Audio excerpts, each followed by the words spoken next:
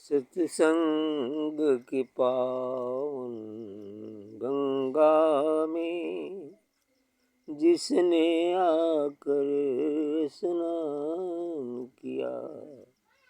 सत्संग की पावन गंगा में जिसने आकर स्नान किया।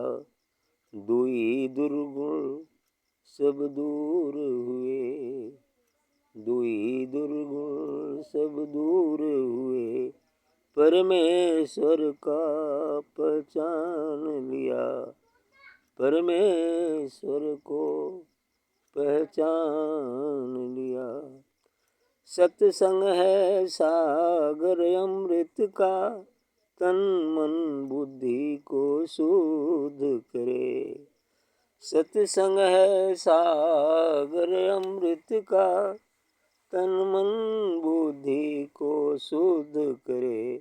कोई विषय विकार न ठहर सके, कोई विषय विकार न ठहर सके। जीवन को उच्च महान किया, जीवन को उच्च महान किया। सत्य गान का साबुन सत्संग है, जुग जुग की मैल को धोता है। सत्य ज्ञान का साबुन सत्संग है, जुग जुग की मैल को धो देता।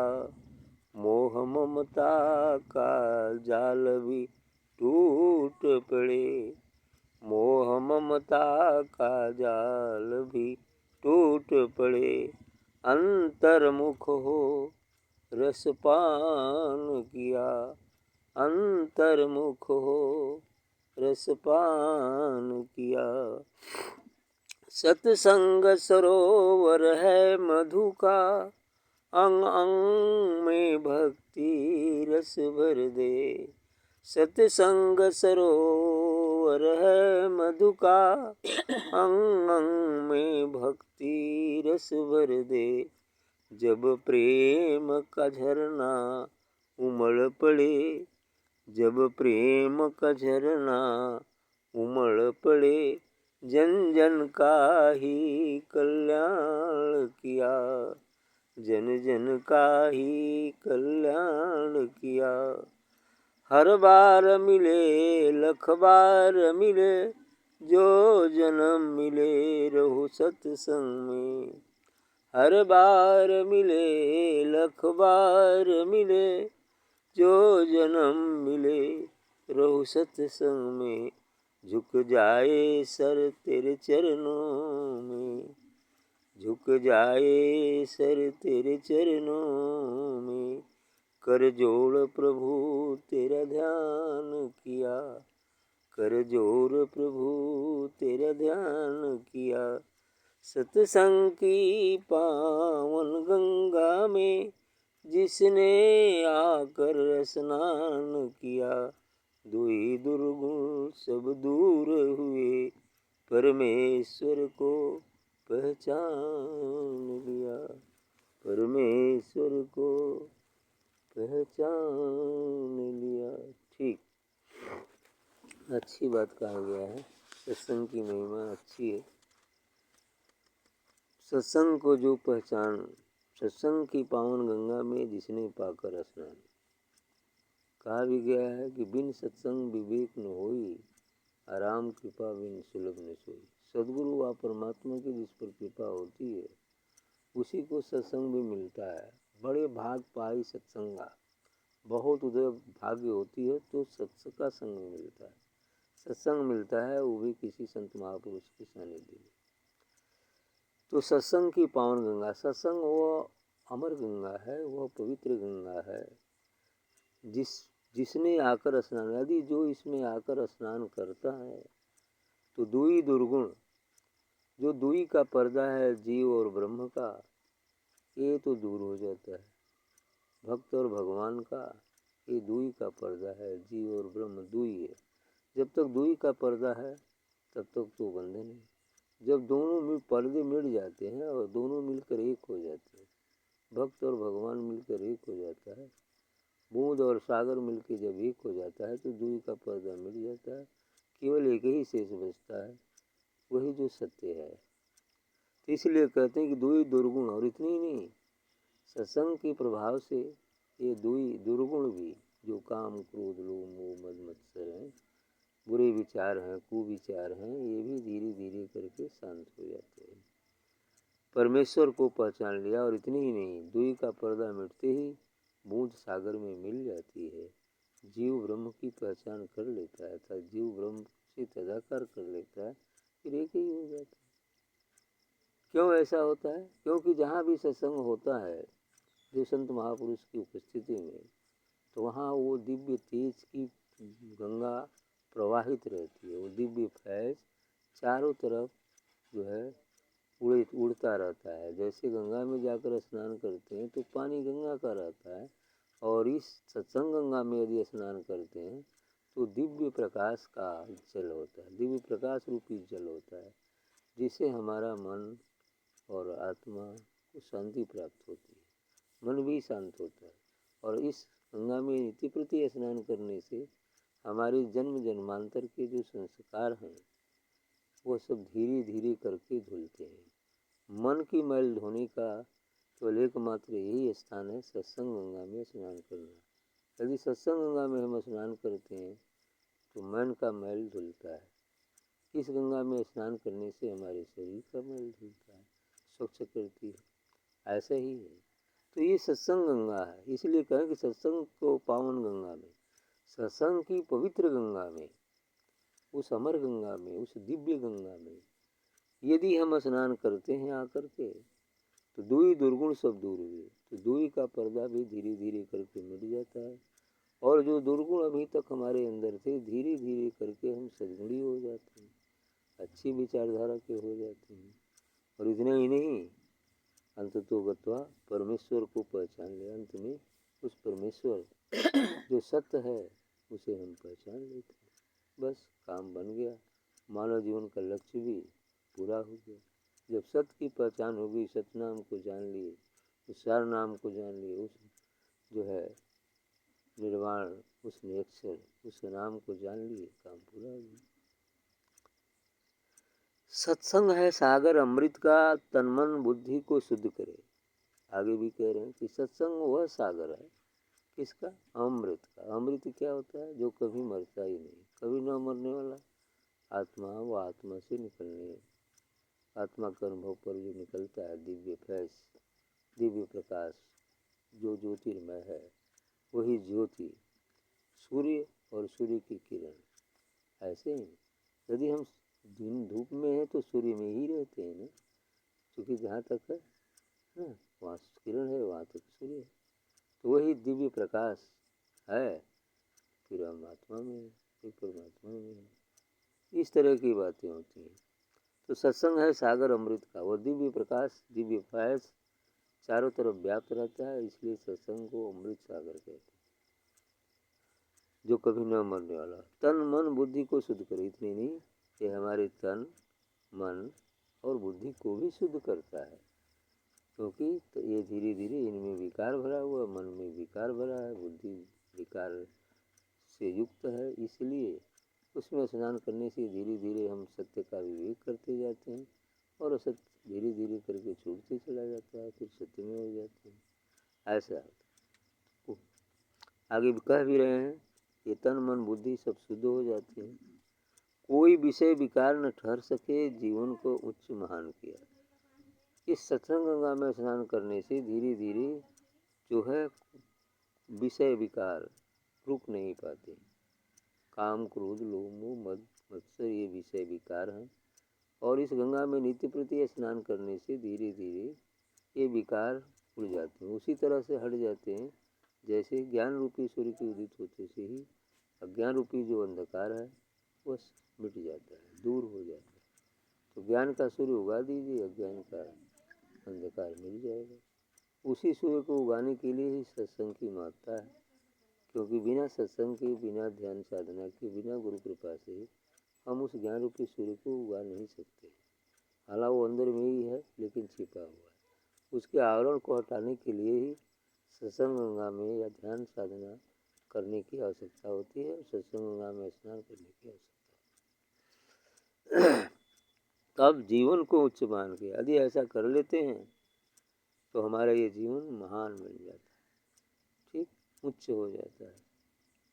ऐसे ही हुआ जिन लोगों ने जाना, चाहे सांसारिक स्थिति जो भी रही हो, लेकिन उनका जीवन महान है। जैसे कबीर साहब है, कैलाश जी हैं, बहुत सारे लोग ऐसे हैं जो महान बने। यदि महान नहीं होते तो आज उनका गुणगान किया जाता, नहीं किया जाता। कितने बरस बीत गए, 1456 में रहे लगभग।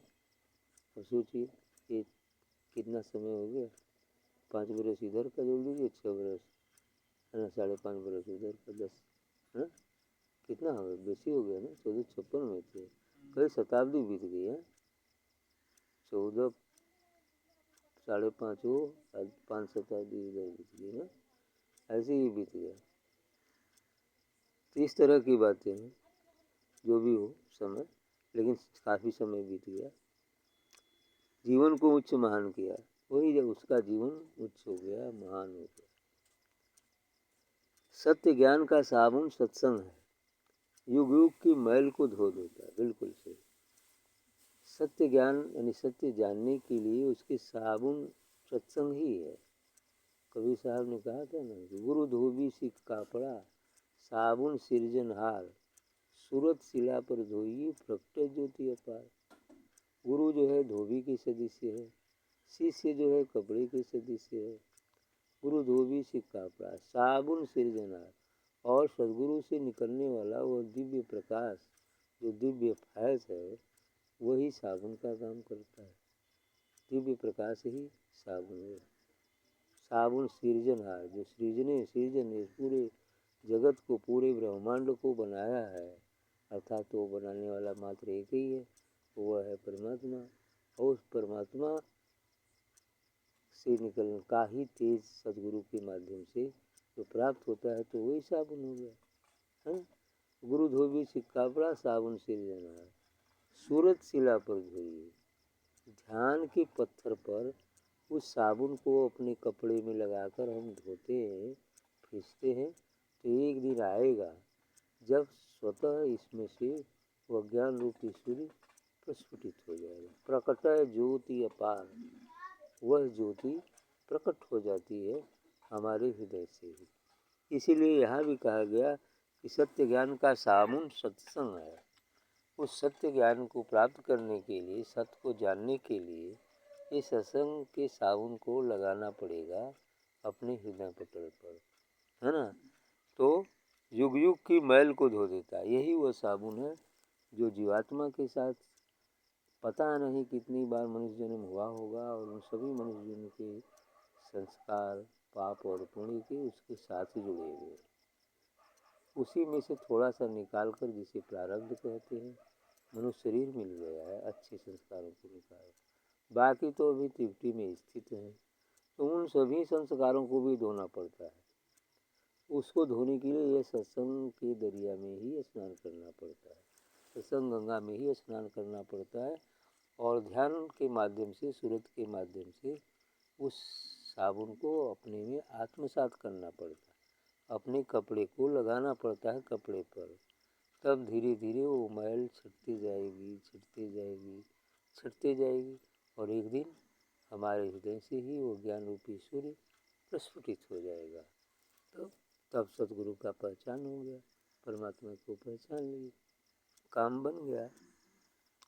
तो सभी जुग जुग की मैल को धोता है। अनंत काल से पता नहीं अनेकों बार मनुष्य जन्म हो गए, जुग जुग की ये मैल जो हमारे ऊपर पड़ी हुई है, परत जमी हुई है मैल को, वो यही धोता है। धोने का काम वही साबुन करता है। सत्य ज्ञान जुग जुग की मैल को धो देता। मोह ममता का जाल भी टूट पड़े, अंतर्मुख हो रस पान किया। और साथ ही धोते धोते यह जो संसार की मोह और ममता है, इसका भी जाल टूट जाती है। काम क्रोध लोभ मोह मद मत्सर की जाल टूट जाती है। तब क्या होता है? अंतर्मुख हो रस पान किया, फिर वह अंतर्मुखी हो जाता है। अभी तक बहिर्मुखी था, बाहर बाहर घूमना, बाहर बाहर देखना, बाहर के नाते रिश्तेदार तमाम चीज़ें। अब जब आत्मा अपने निज स्वरूप को जान जाता है वहीं पर वो अंतर्मुखी हो जाता है। अब उसका हर समय ध्यान उस अंतरात्मा आत्मा में ही होता है। तब उसीलिए कह गए हैं कि अंतर्मुख हो रसपान का। जब अंतर्मुख होकर आत्मा व्यवस्थित हो जाता है तब उस अमृत रस का पान करते रहता है। यही कारण है कि योगीजन समाधि से समाधि में पड़े रहते। क्यों? क्योंकि उस रस का आनंद लेते हैं अंतर्मुखी भाव से। अब वहाँ पर साधना बदल जाती है। शुरू में साधना बहिर्मुखी चलती है, बाहर बाहर ध्यान करते हैं, दो ही रहता है, हम हैं, गुरु हैं, या कुछ है, जो भी है ऐसा है, ऐसा बहिर्मुखी चलते हैं। और बाद में यहाँ पर पहुँचने पर वो साधना अंतर्मुखी हो जाती है। अब अंतर में ही वो ध्यान में होते हैं, अमृत रस का पान करते हैं। इसीलिए यहाँ पर साधना अंतर्मुखी हो जाती है। शुरू में साधना बहिर्मुखी हो जाती है। जब निज स्वरूप का बोध हो जाता है अंतर्मुखी हो जाती है। और अंतर्मुखी होकर फिर धीरे धीरे इस नाम से, नाम को हम पहचान लेते हैं, फिर अनाम तक भी पहुँच जाते हैं अंतर्मुखी माध्यम से। सत्संग सरोवर है मधु का, अंग अंग में भक्ति रसवर दे। आगे सत्संग की महिमा गाते हुए आप बता रहे हैं, कहते हुए कि मधु, मधु देखे ना, बड़ा मीठा होता है मधु, है ना, जो है ना मधु मक्खियों से निकलता है वो मधु होता है। अब वो मधु को पीते हैं तो आनंद मिलता है। अब वो सत्संग भी एक मधु के समान है ना। सत्संग सरोवर है मधु का, सरोवर का, मधु का ही महासागर है, तालाब है, सरोवर है, अर्थात आत्मा उस अमृत रस का सरोवर है ना। उस अमृत रस का पान करते हैं, वही मधु कहा उन्होंने अमृत रस को। तो सत्संग सरोवर है मधु का, अंग अंग में भक्ति रस वर्धित। तो जिसे इस मधु उस अमृत रस का पान करने से हमारा अंग अंग बिल्कुल उसी रस से पूरित हो जाता है, अंग अंग में वो भर जाता है मधु, अर्थात वो अमृत अंग अंग में बस जाता है। करें अंग में भक्ति रस भर दे, भक्ति का रस भर जाता है और उसके से हम गुरु के प्रति पूर्ण समर्पित हो जाते हैं, है ना। क्योंकि आनंद ही ऐसा हो जाता है, फिर गुरु की महत्ता समझ में आ जाती है, आनंद समझ में आ जाता है, पूर्ण और गुरु के प्रति समर्पित भाव हो जाते हैं। जब प्रेम का झरना उमड़ पड़े जन जन को ही कल्याण किया। इस प्रकार उस शाश्वत प्रेम का झरना अब उमड़ पड़ता है, अंतर से ही वो प्रेम रस फूट निकलता है। पीते पीते तो क्या होगा, एक दिन बहने भी लगेगा। अरे कब तक पीते रहेंगे, लेते लेते बरसात का पानी होता है, कितना हो बढ़िया डांड बड़ा हो, जब अति वर्षा होगी तो क्या करेगा, एक दिन छलक कर दूसरे खेत में भी तो जाएगा, जाता है कि नहीं जाता। डांड के बराबर हो गया तो अब बाहर बंद गिरना शुरू करेगा ना। तो बस वही बात है, यहीं पर जब बाहर गिरना शुरू करता है तो बाहर लोगों को कल्याण करना शुरू करता है संत महापुरुष। यही नहीं करेगा कि भाई दूसरों का भी, दूसरे के खेत में भी पानी पहुँचाओ, है ना, उस मधु को दूसरों को भी पहुँचाओ ताकि दूसरे का भी कल्याण हो जाए, उसका भी खेत सिंचाई हो जाए। ऐसे ही बातें हैं, ऐसे ही कह रहे हैं कि जब प्रेम का झरना उमड़ पड़े, जब प्रेम का झरना, इस आत्मा परमात्मा का झरना, इस अमृत रस का झरना जब उमड़ पड़ता है तो क्या होता है, जन जन का ही कल्याण। तो जन जन का कल्याण, क्योंकि प्रज्ञा और करुणा दो ही चीज़ रह जाती। ज्ञान प्राप्ति की बात प्रज्ञा और करुणा है, उस परमात्मा के ज्ञान में सदैव स्थित रहना, स्थित प्रज्ञा की स्थिति में रहना, और फिर जन जन का कल्याण करना। जो जीवात्माएँ देखता है कि तमाम जीवात्माएँ जो है परेशान हो रही हैं, बार बार जन्मने और मरने का कष्ट भोग रही हैं, क्यों न इन्हें जन्म मरण के दुख से छुड़ाया जाए, क्योंकि यह तो सबसे बड़ा दुख है, अनभोगा सा गहन दुख है। लेकिन इसको आत्माएँ, जीवात्माएँ जानती ही नहीं, लेकिन वो करुणावश उनको चेताने का काम करते हैं, सोई आत्माओं को जगाने का काम करते हैं कि जग जाओ जग जाओ और इस तरफ चलो ताकि तुम भी इस बंधन से, काल के चक्र से छूट जाओ। यही बात होती है, जन जन का ही कल्याण, काहो को ही कल्याण किया। हर बार मिले लख बार मिले, जो जन्म मिले रहूं सत्संग में। आगे यहाँ पर ये भी कह रहे हैं, भक्त कहना है कि अब चाहे बार बार मनुष्य जन्म क्यों नहीं मिले, 1000 बार क्यों नहीं मिले, लेकिन मैं सत्संग में ही बना रहूं, बस यही करना है। सही बात, क्योंकि जो आनंद सत्संग में होता है वो कहीं नहीं होता है। ठीक है, इसलिए बार बार कबीर साहब भी कई जगह कहें जो भी हो लेकिन सत्संग मिले बस। ठीक है, साधु संगत अच्छी चीज़ है। हर बार मिले लख बार मिले, जो जन्म मिले रहूं सत्संग में। हर बार मिल जाए मनुष्य का शरीर, लाख बार मिले, लेकिन जब भी मिले तो सत्संग जरूर मिले, साधु संगत जरूर मिले, ताकि उसमें आनंद मिलता रहे। ऐसे ही काम है। झुक जाए सर तेरे चरणों में, कर जोड़ प्रभु तेरा ध्यान किया। मैंने निवेदन है सदगुरु से कि सर आपके चरण कमलों में झुक जाए। ऐसा ही हाथ जोड़कर मैं आप प्रभु तेरा ध्यान किया, आपका ध्यान किया, आपके चरण कमलों में मेरे सर झुके हैं।